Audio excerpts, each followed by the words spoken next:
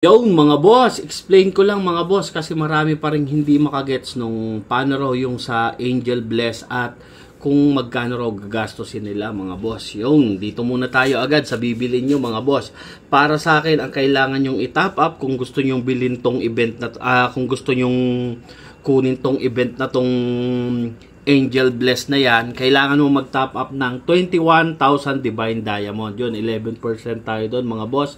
Kailangan mo lang ng 13,341.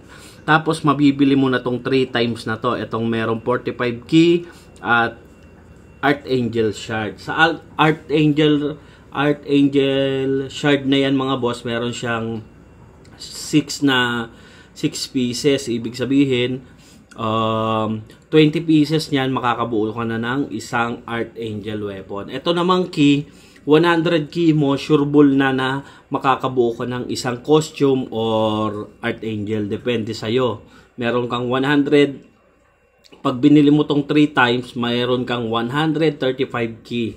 Yon, hindi lang yun mga boss. Siyempre, once na ginamit mo na dito yung key mo, yan, ginamit mo na dito yung key mo, meron tayong Angel Bless. Ito yung napakaganda mga boss. So, yan, kada pray mo, makaka-receive ka ng isang key, 3 times na pray, isang key ulit, o yan, kada draw mo dun sa event na yun mga boss, makakaipon ka ng key. Hindi lang yon, may kasama pang fabric, kaya solid mga boss.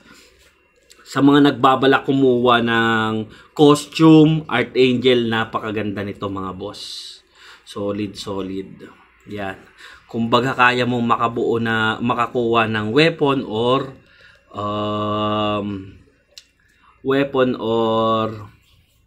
costume. Paano nga ba pagtapos mo dito mag-spin ng 100 key or kung ano pa man yung mo, pwede rin naman 20,000 gold.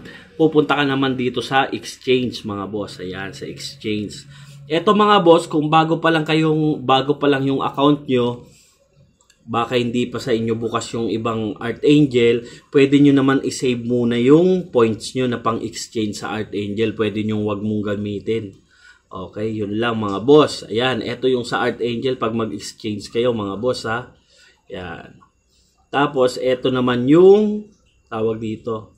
Eto naman yung sa sa costume. Yan. 'Di ba? Solid.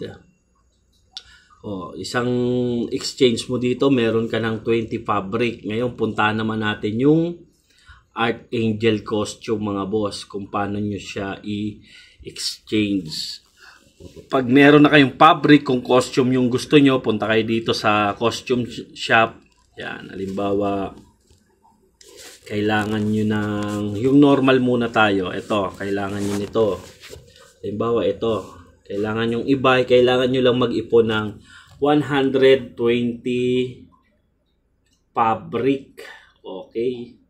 Bali, kailangan nyo lang ng mag-exchange nung kanina na 6 times. Meron ka na agad na isa. Mamili ka muna kung ano gusto mo.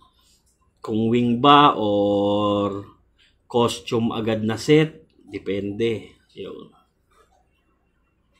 Okay, ganun lang kadali mga boss ha. Sana naintindihan nyo. Yun, ganun rin. Ito rin. Yan, 120 rin yung exchange niya. Bali dito, nag-iiba na price nito. Ito, 120 pa rin. Dito, 160 na to. Pataas na siya mga boss. Ito, 240. Medyo mahal-mahal na. Ito, 240 rin. Yan, head na lang kulang ko dito. Yan, ganun lang mga boss. Ganun lang kasimple. Kaya mamili muna kayo kung ano yung gusto nyo. Archangel weapon ba o costume? Mag-focus kayo sa isang isang plano kung ano yung kukunin nyo. Yun lang mga boss. Sana nagustuhan nyo yung video na to. Kung nagustuhan nyo yung video na to, please like and share.